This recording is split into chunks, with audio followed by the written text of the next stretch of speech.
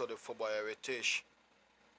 We're back again with the post-match analysis. Manchester United 3, Burnley, newly promoted Burnley 2.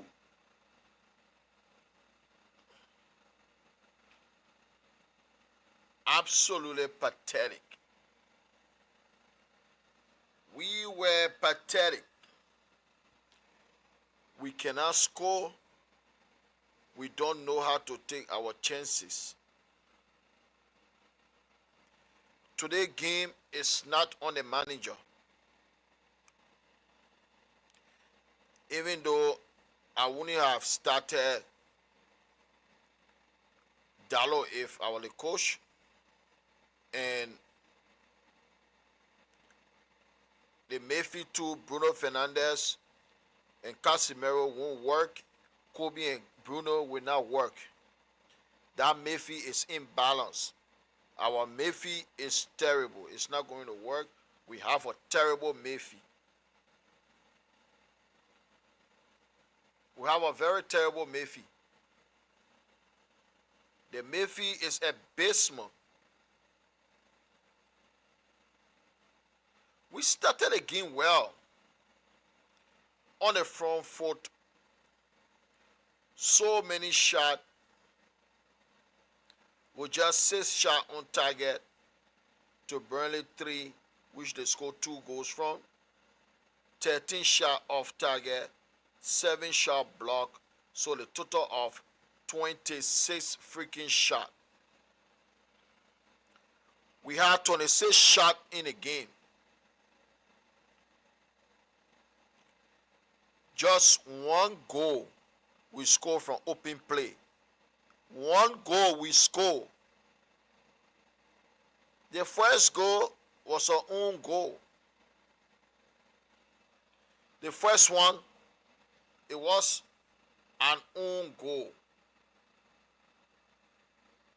And the last goal was a penalty.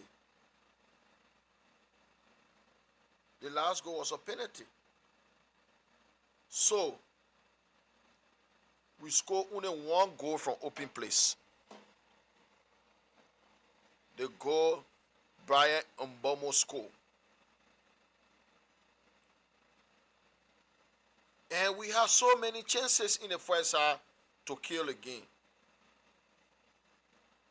This is a serious problem. We cannot score goals at all. We struggle to score goals. It is a serious problem that we need to address. Our players, I don't know whether it's because of the quality, they don't have that quality, that they have so poor in front of goal. They should do better. They are finishing in the game today, particularly in the first half. In that first half was abysmal, absolutely dreadful. We need to improve a lot. We need to improve. Amad Diallo, he didn't start the season well. He has been poor. Diallo should have scored in that first half. Brian Mbomo, a decent pass to Amad Diallo, just hit the ball on target. It's a goal. Joshua Zessi, poor finishing, had a glorious opportunity. He also missed. We cannot keep missing goal. For the past 2 seasons, scoring goals has been one of our biggest problems. And it is still there. I couldn't believe that we keep missing easy chances. It is so frustrating. We should have scored at least 3 goals in our first half. We should have been all aside. The game would have been a very easy game, a routine victory, 3-0, 4-0, 5-0 game. That's what it should have been, particularly after what happened in May week. We were a shamble May week. We were a abysmal May week. We should have been 3-0 up at least at halftime. But we kept Burnley in the game. We kept them in the game. This is why we narrowly won today. Narrowly. After missing so many chances. And after 3 games, we should have had at least 7 points from the 3. The Arsenal game, we should have never and ever lost that game. Goalkeeping error cost us that game.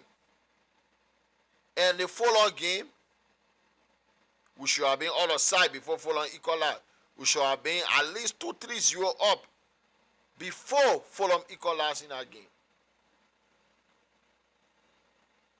And Mattia Cunha sustained injury. I hope it's not a long-term injury. He pulled his hamstring. I hope it's not a long-term injury because we need him. Mason Mount too. I hope it's not a long-term injury. But we have to do better. Our players have to do better. This game today, they were poor in front of goal. They have to improve. And the transfer window is about to close. It closes Monday. And I'm going to be the first to say it now. If Manchester United, if we don't sign a CDM and a goalkeeper, we are done for the season. We will finish below 10th place if we don't sign a CDM and a goalkeeper. Because if you look at our two, the first and the second choice, our 2 goalkeepers, Andre Onana and Bayindi, they are the worst goalkeeper I ever seen in my entire life. If you look at their performances, even a Sunday league goalkeeper performed better than Bayindi or Onana. And when you don't have a good goalkeeper,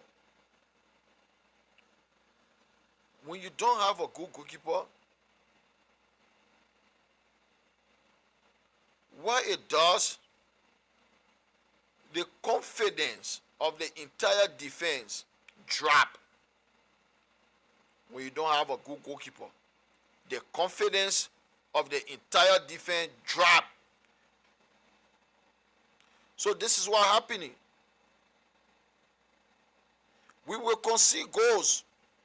We will lose a lot of games if we don't sign a goalkeeper. We're going to lose a lot of games.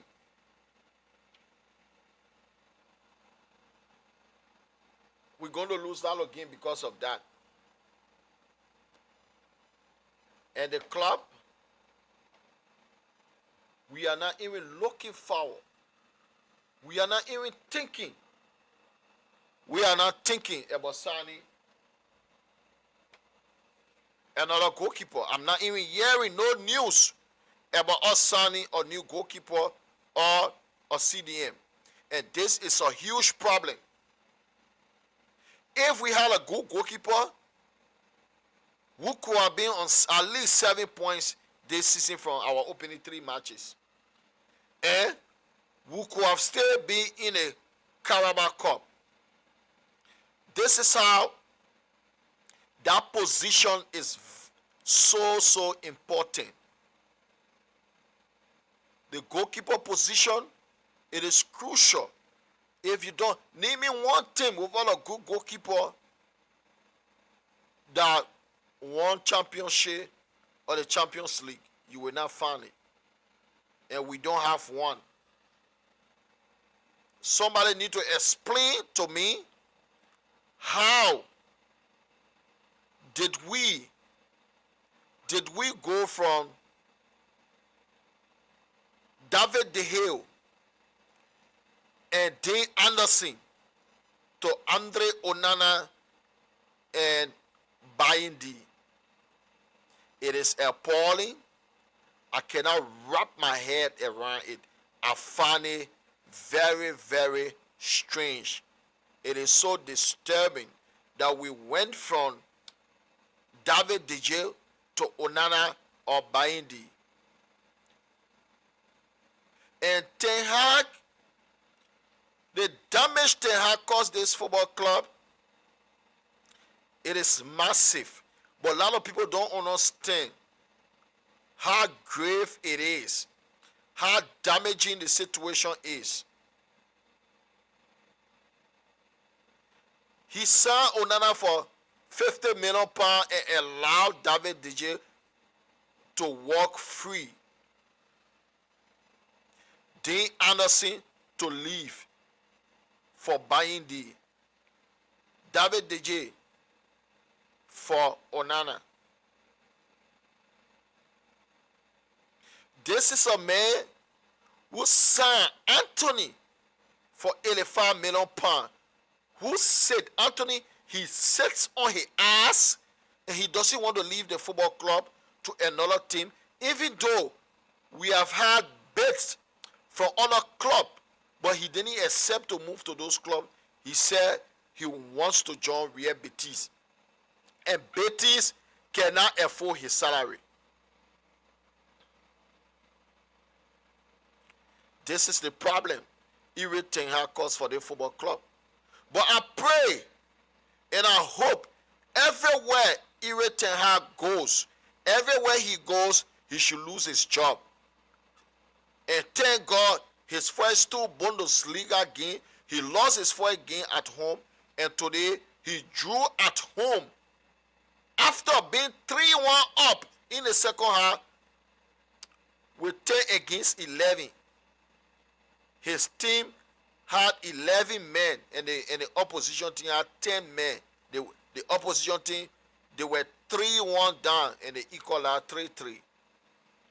I hope that the first 10 game in the Bundesliga for Bayer Leverkusen, Ten Hag should be fired. This guy, he deserved jail time for the problem he caused our football club. The problem he created, bringing in Andre Onana and buying it to the football club, Ten Hag should be sentenced for it. It was a crime, footballing crime. He committed a lot of footballing crime. Ten Hag should be jailed for it. He deserved to go to jail for at least 4 years for what he did to our football club. And the board, they have to fix this. We made a bid for Carlos Baliba. Brighton said they were not selling him. There are a lot of midfielders out there. You have to sign at least one. This midfield we have is not good enough. It doesn't matter whether you pair Kobe with Bruno, it will not work. Whether you pair Casemiro with Bruno, it will not work. Ugarte and Bruno will not work. Ugarte and Casemiro will not work. Ugarte and Kobe will not work. There is no balance. Those four guys, Bruno Fernandes, Kobe Mainoo, Casemiro, and Ugarte, no matter the two you will choose to start, will not work. You have to give us a new midfielder. At least one. The summertime you can get another one, but we need at least one right now. And this is a major problem. If the board refuse, if they sit on their ass and you refuse to get a midfielder, my God, we will have a terrible season. It's going to be a long freaking season. If we don't sign a CDM, at least a CDM, even though we need two, because Bruno Fernandes and Casemiro should be nowhere near that CDM position or anywhere deep in the middle. They should be nowhere near the number 6 position or the number 8 position. Casemiro should be nowhere near this team. He should have been gone long time ago. And Bruno playing up front. In his CDM 6 or the 8 position, he doesn't need to play there. Because, especially away from home, watch our Mayfield. We will watch that Mayfield get overrun at Crystal Palace. We'll watch that Mayfield. We get overrun at Brighton. We'll watch that Mayfield. That Mayfield will get overrun at so many clubs. If we go to Brighton, Bournemouth, all those things, Palace, they will overrun our Mayfield. The Mayfield is pathetic. There is nothing in the middle of the park that you can rely on. Nothing. Absolutely nothing. And the goalkeeping position, that's an emergency. The goalkeeping position, it is an emergency. We need a goalkeeper now. ASAP. It's an emergency. If we don't, we may finish even below 15. I promise you that. You can, if we don't get a CDM, if we don't get a CDM this transfer window, we have like 2 days to go. We don't get a CDM and a goalkeeper. If you like, fire the coach. Nothing going to change. There is no coach that will make that Mayfield to play well. There is no coach. We need new Mayfielders. No coach will make Bruno and Kobe play well in a Mayfield 2. No coach. And even you fire the coach, you bring in new coach. Go to a Mayfield 3 with Kobe, Casemiro, and Bruno. Or Kobe, Ugarte, and Bruno. It's not still going to work. It's not going to work. We need more or less in the middle. It's not still going to work. We tried that with Ten Hag, with those same players. They still get overran that same Mayfield. Team play through our Mayfield with those same players. With Ten Hag, they play through us. We're using 3 Mayfielders. They still play through Casemiro, Maino, and Kobe, or Casemiro, Ugarte, and Bruno. They still ran through our Mayfield. You could see the gap between the Mayfield and the defense. So we need new Mayfielders. Period. Other than that, we will be having a long season. We will complain. We will fire the coach. Nothing going to change. No coach going to make those guys in the middle of the park to play well. The quality is very low. We don't have enough quality in the middle of the park. Casemiro should be nowhere near that team. So we can fire the coach. If we want to fire, we can fire the coach.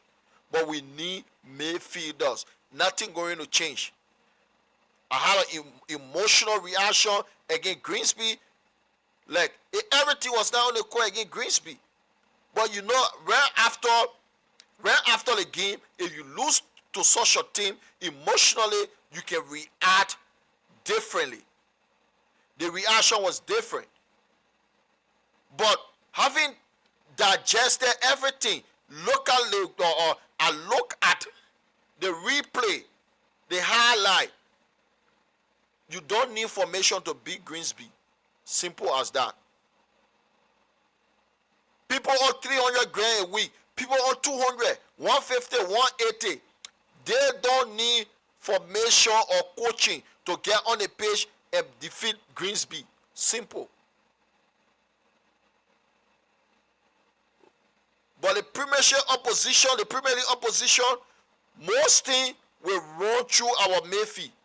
If we don't sign a midfielder, at least a midfielder, most team will run through our midfield. I promise you that. And we barely score goals, so we're going to struggle. It's going to be a long season. So let's get through the player rating. Buying he's always shaky. And I think, in my opinion, you can argue if you want, but the first goal, I think he contributed, the second goal, he contributed to it. The save was poor from the beginning. That initial save was poor. If you are saving a ball like that, you don't pull it by in the danger area. It was not even a shot for him to pull it by in the danger area. So I gave the 6. The 6. Lenny Euro against 7, solid at the back. 6.5. I ain't giving nobody 7 right now. The 5.5. Lenny Euro 6. Lenny Euro carries 6. And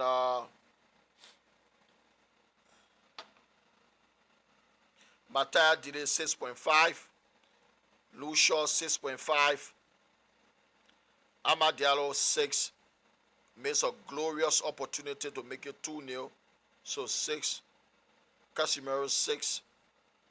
Bruno Fernandes, because he scored the penalty, so I'm moving to 6.5. Diego Dallo, the only reason I gave him more than 5 because he gave an assist to Brian Buemo. So Diego Dallo 6. Messi Man 6. Mataya Cunha 6. Casemiro 5.5. I don't think it was that good. Brian Buemo 7. He is my man of the match.